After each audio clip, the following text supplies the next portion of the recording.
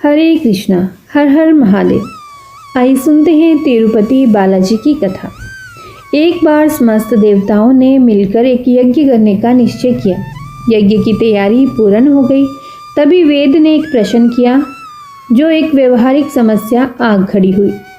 ऋषि मुनियों द्वारा किए जाने वाले यज्ञ की हविष तो देव ग्रहण करते थे, लेकिन देवों द्वारा किए गए यज्ञ की पहली आहुति किसकी होगी, यानी सर्वश्रेष्ठ देव का निर्धारण जरूरी था, जो फिर अन्य सभी देवों को यज्ञ भाग प्रदान करे। ब्रह्मा, विष्णु, महेश परमात्मा थे। इनमें से श्रेष्ठ कौन है, इसका निर्णय आखिर हो तो कैसे। भृगु ने इसका दायित्व संभाला। वह देवों की परीक्षा लेने चले। ऋषियों से विदा लेकर वह सर्वप्रथम अपने पिता ब्रह्मदेव के पास पहुंचे। ब्रह्मा जी की परीक्षा लेने के लिए भृगु ने उन्हें प्रणाम नहीं किया। इससे ब्रह्मा जी अत्यंत कुपित हुए और उन्हें शिष्टता सिखाने का प्रयत्न किया। भृगु को गर्व था कि वह तो परीक्षक है, परीक्षा लेने आए हैं, पिता पुत्र का आज क्या रिश्ता। भृगु ने ब्रह्मदेव से अशिष्टता कर दी। ब्रह्मा जी को क्रोध बढ़ गया और अपना कमंडल लेकर पुत्र को मारने भागे। भृगु जी किसी तरह वहां से जान बचाकर भाग चले आए। इसके बाद वह शिवजी के लोक कैलाश गए। भृगु ने फिर से धृष्टता की, बिना कोई सूचना का शिष्टाचार दिखाए या शिव गणों से आज्ञा लिए बिना सीधे वहां पहुंच गए जहां शिवजी माता पार्वती के साथ विश्राम कर रहे थे। आए तो आए, साथ ही अशिष्टता का आचरण भी किया। शिवजी शांत रहे, पर भृगु नहीं समझे। शिवजी को क्रोध आया तो उन्होंने अपना त्रिशूल उठाया। भृगु जी वहां से भी भागे। अंत में वह भगवान विष्णु जी के पास क्षीर सागर पहुंचे। श्री हरि शेष शैया पर लेटे निंद्रा में थे और देवी लक्ष्मण के चरण दबा रही थी। महर्षि भृगु 2 स्थानों से अपमानित करके भगाए गए थे। उनका मन बहुत दुखी था। विष्णु जी को सोता देखकर उन्होंने न जाने क्या हो गया, उन्होंने विष्णु जी को जगाने के लिए उनकी छाती पर एक लात जमा दी। विष्णु जी जाग उठे और भृगु जी से बोले, मेरी छाती वज्र समान कठोर है, आपका शरीर तप के कारण दुर्बल है, कहीं आपके पैर में चोट तो नहीं आई। आपने मुझे सावधान करके कृपा की है, आपका चरण चिन्ह मेरे वक्ष पर सदा अंकित रहेगा।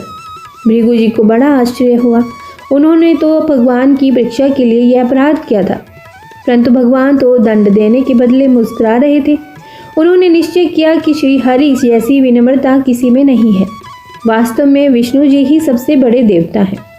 लौटकर उन्होंने सभी ऋषियों को पूरी घटना सुनाई।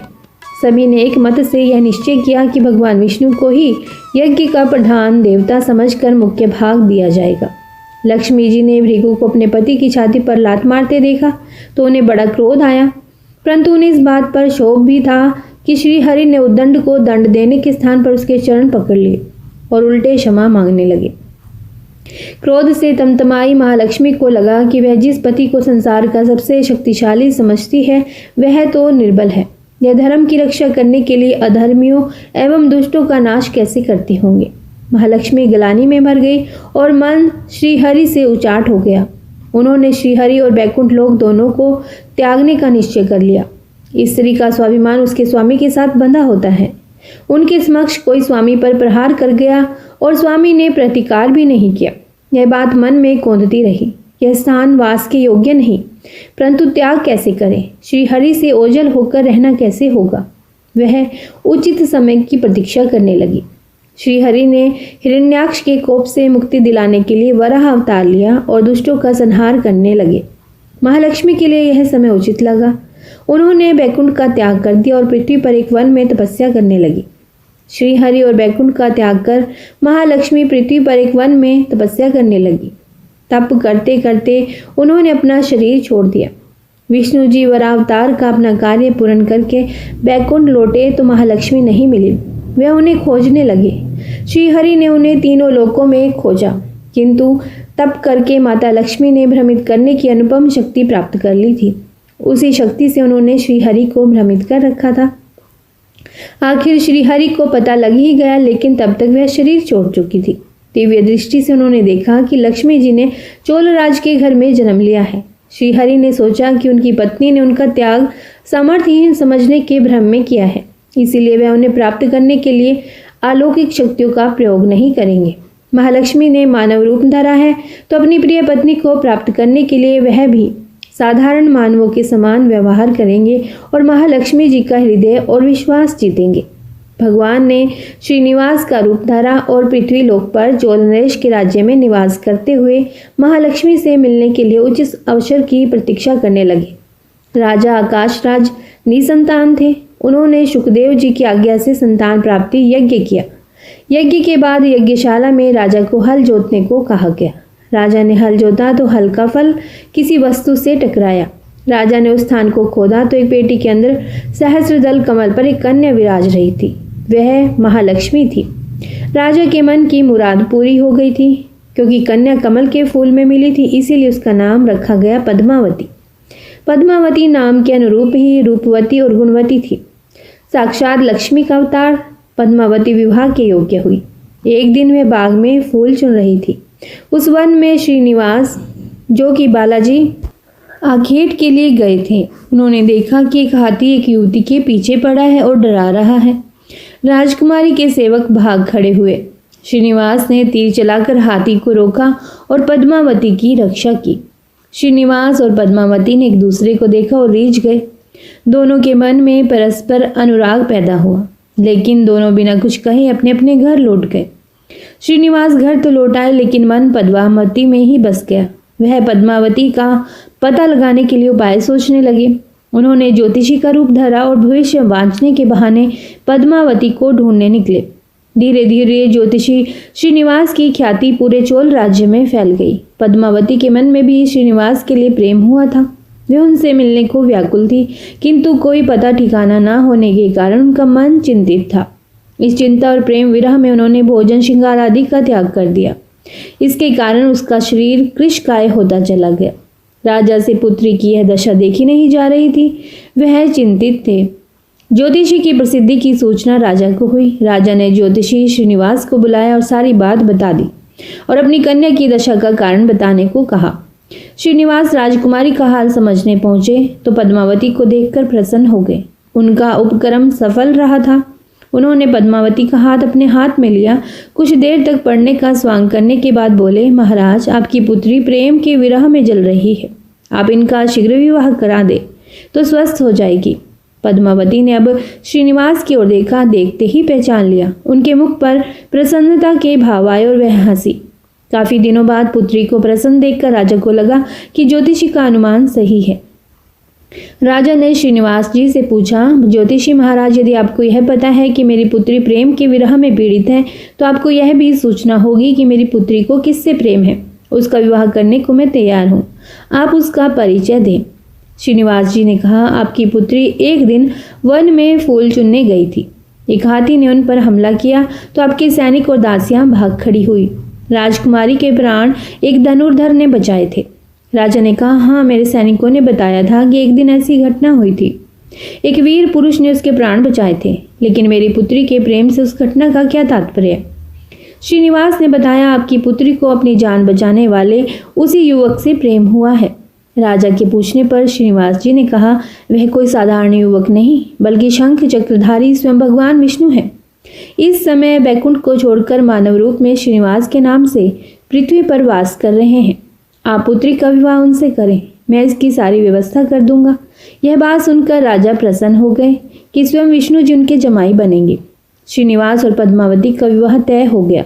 श्रीनिवास रूप में श्रीहरि ने शुकदेव के माध्यम से समस्त देवी देवताओं को अपने विवाह की सूचना भिजवा दी। शुकदेव जी की सूचना से सभी देवी देवता अत्यंत प्रसन्न हुए। देवी देवता श्रीनिवास जी से मिलने और बधाई देने पृथ्वी पर पहुंचे, परंतु श्रीनिवास जी को खुशी के बीच एक चिंता भी होने लगी। देवताओं ने पूछा, भगवान, संसार की चिंता हरने वाले आप इस उत्सव के मौके पर इतने चिंता आतुर क्यों हैं? श्रीनिवास जी ने कहा, चिंता की बात है, धन का भाव। महालक्ष्मी ने मुझे त्याग दिया, इस कारण धनहीन हो चुका हूँ। स्वयं महालक्ष्मी ने तब से शरीर त्याग कर मानव रूप लिया है और पिछली स्मृतियों को गुप्त कर लिया है। इस कारण उन्हें यह सूचना नहीं कि वे महालक्ष्मी का स्वरूप है। वह तो स्वयं को राजकुमारी पद्मावती ही मानती है। मैंने निर्णय किया है कि जब तक उनका प्रेम पुनः प्राप्त नहीं करता, अपनी माया का उन्हें आभास नहीं कराऊंगा। इस कारण मैं एक साधारण मनुष्य का जीवन व्यतीत कर रहा हूँ, और वह है राजकुमारी। राजा की पुत्री से शादी करने और घर बसाने के लिए धन, वैभव और ऐश्वर्य की जरूरत है। वह मैं कहाँ से लाऊं? स्वयं नारायण को धन की कमी सताने लगी। मानव रूप में आए प्रभु को विवाह के लिए धन की आवश्यकता हुई। यही तो ईश्वर की लीला है। जिस रूप में रहते हैं उस योनि के जीवों के सभी कष्ट सहते हैं। श्रीहरि विवाह के लिए धन का प्रबंध कैसे हो, इस बात से चिंतित हैं। देवताओं ने जब यह सुना तो उन्हें आश्चर्य हुआ। देवताओं ने कहा, कुबेर आवश्यकता के बराबर धन की व्यवस्था कर देंगे। देवताओं ने कुबेर का आह्वान किया तो कुबेर प्रकट हुए। कुबेर ने कहा, यह तो मेरे लिए प्रसन्नता की बात है कि आपके लिए कुछ कर सकूं। प्रभु, आपके लिए धन का तत्काल प्रबंध करता हूं। कुबेर का कोष आपकी कृपा से ही रक्षित है। श्रीहरि ने कुबेर से कहा, यक्षराज कुबेर, आपको भगवान भोलेनाथ ने जगत और देवताओं के धन की रक्षा का दायित्व सौंपा है। उसमें से धन में अपनी आवश्यकता के हिसाब से लूंगा अवश्य, परंतु मेरी एक शर्त भी होगी। श्रीहरि कुबेर से धन प्राप्ति की शर्त रख रहे हैं। यह सुनकर सभी देवता आश्चर्य में पड़ गए। श्रीहरि ने कहा, ब्रह्मा जी और शिव जी साक्षी रहें। कुबेर से धन ऋण के रूप में लूंगा, जिसे भविष्य में ब्याज सहित चुकाऊंगा। श्रीहरि की बात से कुबेर समेत सभी देवता विस्मय में एक दूसरे को देखने लगे। कुबेर बोले, भगवान, मुझसे कोई अपराध हुआ तो उसके लिए क्षमा कर दे, पर ऐसी बात न कहें। आपकी कृपा से विहीन होकर मेरा सारा कोष नष्ट हो जाएगा। श्रीहरि ने कुबेर को निश्चिंत करते हुए कहा, आपसे कोई अपराध नहीं हुआ। मैं मानव की कठिनाई का अनुभव करना चाहता हूँ। मानव रूप में उन कठिनाइयों का सामना करूंगा जो मानव को आती हैं। धन की कमी और ऋण का बोझ सबसे बड़ा है। कुबेर ने कहा, प्रभु, यदि आप मानव की तरह ऋण पर धन लेने की बात कर रहे हैं तो फिर आपको मानव की तरह यह भी बताना होगा कि ऋण चुकाएंगे कैसे। मानव को ऋण प्राप्त करने के लिए कई शर्तें झेलनी पड़ती हैं। श्रीनिवास ने कहा, कुबेर, यह ऋण मैं नहीं, मेरे भक्त चुकाएंगे, लेकिन मैं उनसे भी कोई उपकार नहीं लूंगा। मैं अपनी कृपा से उन्हें धनवान बनाऊंगा। कलयुग में पृथ्वी पर मेरी पूजा धन, ऐश्वर्य और वैभव से परिपूर्ण देवता के रूप में होगी। मेरे भक्त मुझसे धन, वैभव और ऐश्वर्य की मांग करने आएंगे। मेरी कृपा से उन्हें यह प्राप्त होगा। बदले में भक्तों से मैं दान प्राप्त करूंगा जो चढ़ावे के रूप में होगा। मैं इस तरह आपका ऋण चुकाता रहूंगा। कुबेर ने कहा, भगवान, कलयुग में मानव जाति धन के विषय में बहुत विश्वास के योग्य नहीं रहेगी। उन पर आवश्यकता से अधिक विश्वास करना क्या उचित होगा? श्रीनिवास जी बोले, शरीर त्यागने के बाद तिरुपति के तिरुपल्ला पर्वत पर बालाजी के नाम से लोग मेरी पूजा करेंगे। मेरे भक्तों की अटूट श्रद्धा होगी। वह मेरे आशीर्वाद से प्राप्त धन में मेरा हिस्सा रखेंगे। इस रिश्ते में ना कोई दाता होगा और ना ही कोई याचक। हे कुबेर, कलयुग के आखिरी तक भगवान बालाजी धन, ऐश्वर्य और वैभव के देवता बने रहेंगे। मैं अपने भक्तों को धन से परिपूर्ण करूंगा तो मेरे भक्त दान से न केवल मेरे प्रति अपना ऋण उतारेंगे बल्कि मेरा ऋण उतारने में भी मदद करेंगे। इस तरह कलयुग की समाप्ति के बाद मैं आपका मूल धन लौटा दूंगा। कुबेर ने श्रीहरि द्वारा भक्त और भगवान के बीच एक ऐसे रिश्ते की बात सुनकर उन्हें प्रणाम किया और धन का प्रबंध कर दिया। भगवान श्रीनिवास और कुबेर के बीच हुए समझौते के साक्षी स्वयं ब्रह्मा और शिव जी हैं। दोनों वृक्ष रूप में साक्षी बन गए। आज भी पुष्करणी के किनारे ब्रह्मा और शिव जी बरगद के पेड़ के रूप में साक्षी बनकर खड़े हैं। ऐसा कहा जाता है कि निर्माण कार्य के लिए स्थान बनाने के लिए इन दोनों पेड़ों को जब काटा जाने लगा तो उनमें से खून की धारा फूट पड़ी। पेड़ काटना बंद करके उसकी देवता की तरह पूजा होने लगी। श्रीनिवास और पद्मावती की शादी पूरे धूमधाम से हुई, जिसमें सभी देवगण पधारे। भक्त मंदिर में दान देकर भगवान पर चढ़ा ऋण उतार रहे हैं, जो कलयुग के अंत तक जारी रहेगा। बोलिए बालाजी भगवान की जय। आइए अब सुनते हैं फाल्गुन मास की कथा, अध्याय 4। इसमें आप शिव पुराण की कथा सुन रहे हैं। इस अध्याय में शिवलिंग की स्थापना और पूजन विधि का वर्णन किया गया है। तो आइए आरंभ करते हैं। शिव पुराण की जय। हर हर महादेव। ऋषियों ने श्री सूत जी से पूछा, श्री सूत जी, शिवलिंग की स्थापना कैसे करनी चाहिए तथा उसकी पूजा कैसे करें? किस काल में तथा किस द्रव्य द्वारा करनी चाहिए? श्री सूत जी ने कहा, महर्षियों, मैं तुम लोगों के लिए इस विषय का वर्णन करता हूँ। इसे ध्यान से सुनो और समझो। अनुकूल एवं शुभ समय में किसी पवित्र तीर्थ में, नदी के तट पर, ऐसी जगह पर शिवलिंग की स्थापना करनी चाहिए जहां हर रोज पूजन कर सके। पार्थिव द्रव्य से, जलमय द्रव्य से अथवा तेजस द्रव्य से पूजन करने से उपासक को पूजन का पूरा फल प्राप्त होता है। शुभ लक्षणों में पूजा करने पर यह तुरंत फल देने वाला है। चल प्रतिष्ठा के लिए छोटा शिवलिंग श्रेष्ठ माना जाता है। अचल प्रतिष्ठा हेतु बड़ा शिवलिंग अच्छा रहता है। शिवलिंग की पीठ सहित स्थापना करनी चाहिए। शिवलिंग की पीठ गोल, चौकोर, त्रिकोण अथवा खाट के पाए की भांति ऊपर नीचे मोटा और बीच में पतला होना चाहिए। ऐसा लिंग पीठ महान फल देने वाला होता है। पहले मिट्टी अथवा लोहे से शिवलिंग का निर्माण करना चाहिए। जिस द्रव्य से लिंग का निर्माण हो उसी से उसका पीठ बनानी चाहिए। यही अचल प्रतिष्ठा वाले शिवलिंग की विशेषता है। चल प्रतिष्ठा वाले शिवलिंग में लिंग और प्रतिष्ठा एक ही तत्व से बनानी चाहिए। लिंग की लंबाई स्थापना करने वाले मनुष्य के 12 अंगुल के बराबर होनी चाहिए। इससे कम होने पर भी फल भी कम प्राप्त होता है, परंतु 12 अंगुल से लंबाई अधिक भी हो सकती है। चल लिंग में लंबाई स्थापना करने वाले के 1 अंगुल के बराबर होनी चाहिए, उससे कम नहीं। यजमान को चाहिए कि पहले वह शिल्प शास्त्र के अनुसार देवालय बनवाए तथा उसमें सभी देवगणों की मूर्ति स्थापित करे। देवालय का गर्भगृह सुंदर, सुदृढ़ और स्वच्छ होना चाहिए। उसमें पूर्व और पश्चिम में 2 मुख्य द्वार हों। जहाँ शिवलिंग की स्थापना करनी हो उस स्थान के गर्त में नीलम, लाल, वैदू, श्याम, मरकत, मोती, मूंगा, गोमयद और हीरा इन 9 रत्नों को वैदिक मंत्रों के साथ छोड़ें। 5 वैदिक मंत्रों द्वारा 5 स्थानों से पूजन करके अग्नि में आहुति दे और परिवार सहित मेरी पूजा करके आचार्य को धन से तथा भाई बंधुओं को मनचाही वस्तु से संतुष्ट करें। याचकों को स्वर्ण, गृह एवं भू संपत्ति तथा गायें आदि प्रदान करें। स्थावर जंगम सभी जीवों को यत्नपूर्वक संतुष्ट कर एक गड्ढे में स्वर्ण तथा 9 प्रकार के रत्न भरकर वैदिक मंत्रों का उच्चारण करके परम कल्याणकारी महादेव जी का ध्यान करें। तत्पश्चात नादघोष से युक्त महामंत्र ओंकार का उच्चारण करके गड्ढे में पीठ युक्त शिवलिंग की स्थापना करें। वहाँ परम सुंदर मूर्ति की भी स्थापना करनी चाहिए तथा भूमि संस्कार की विधि जिस प्रकार शिवलिंग के लिए की गई है उसी प्रकार मूर्ति की प्रतिष्ठा भी करनी चाहिए। मूर्ति की स्थापना अर्थात प्रतिष्ठा पंचाक्षर मंत्र से करनी चाहिए। मूर्ति को बाहर से भी लिया जा सकता है, परंतु वह साधु पुरुषों द्वारा पूजित हो। इस प्रकार शिवलिंग व मूर्ति द्वारा की गई महादेव जी की पूजा शिव पद प्रदान करने वाली है। स्थावर और जंगम से लिंग भी 2 तरह का हो गया है। वृक्षलता आदि को स्थावर लिंग कहते हैं और कृमि कीट आदि को जंगम लिंग। स्थावर लिंग को सींचना चाहिए तथा जंगम लिंग को आहार एवं जल देकर तृप्त करना चाहिए। यूं चराचर जीवों को भगवान शंकर का प्रतीक मानकर उनका पूजन करना चाहिए। इस तरह महालिंग की स्थापना करके विविध उपचारों द्वारा उसका रोज पूजन करें तथा देवालय के पास ध्वजारोहण करें। शिवलिंग साक्षात शिव का पद प्रदान करने वाला है। आह्वान, आसन, अर्घ, पाद्यांग, आचमन, स्नान, वस्त्र, यज्ञोपवीत, गंध, पुष्प, धूप, दीप, नैवेद्य, तांबूल, समर्पण, निराजन, नमस्कार और विसर्जन, ये 16 उपचार हैं। इनके द्वारा पूजन करें। इस तरह किया गया भगवान शिव का पूजन शिव पद की प्राप्ति कराने वाला है। सभी शिवलिंगों की स्थापना के उपरांत चाहे वे मनुष्य द्वारा स्थापित हों, चाहे वे मनुष्य द्वारा स्थापित ऋषियों या देवताओं द्वारा अथवा अपने आप प्रकट हुए हों, सभी का उपयुक्त विधि से पूजन करना चाहिए, तभी फल प्राप्त होता है। उसकी परिक्रमा और नमस्कार करने से शिव पद की प्राप्ति होती है।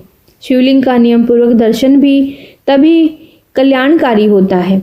मिट्टी, आटा, गाय के गोबर, फूल, कनेर, पुष्प, फल, गुड़, मक्खन, भस्म अथवा अन्न से शिवलिंग बनाकर प्रतिदिन पूजन करें तथा प्रतिदिन 10,000 प्रणव मंत्रों का जाप करें अथवा दोनों संध्याओं के समय 1 सहस्त्र प्रणव मंत्रों का जाप करें।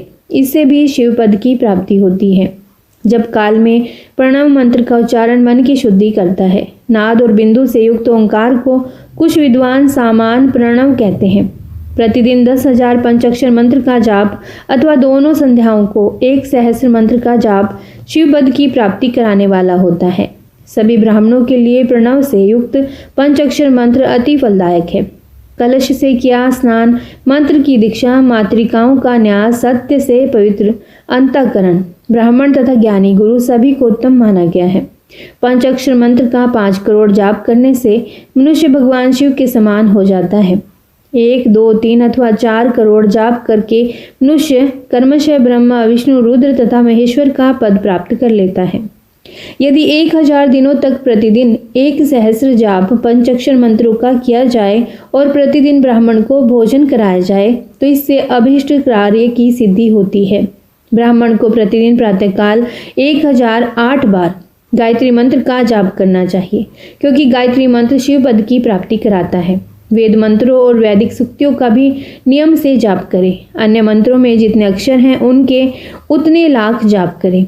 इस प्रकार यथाशक्ति जाप करने वाला मनुष्य मोक्ष प्राप्त करता है। अपनी पसंद से कोई एक मंत्र अपनाकर प्रतिदिन उसका जाप करें अथवा ओम का नित्य 1 सहस्र जाप करें। ऐसा करने से संपूर्ण मनोरथों की सिद्धि होती है। जो मनुष्य भगवान शिव के लिए फुलवाड़ी या बगीचे लगाता है तथा शिव मंदिर में झाड़ने बुहारने का सेवा कार्य करता है, ऐसे शिव भक्त को पुण्य कर्म की प्राप्ति होती है।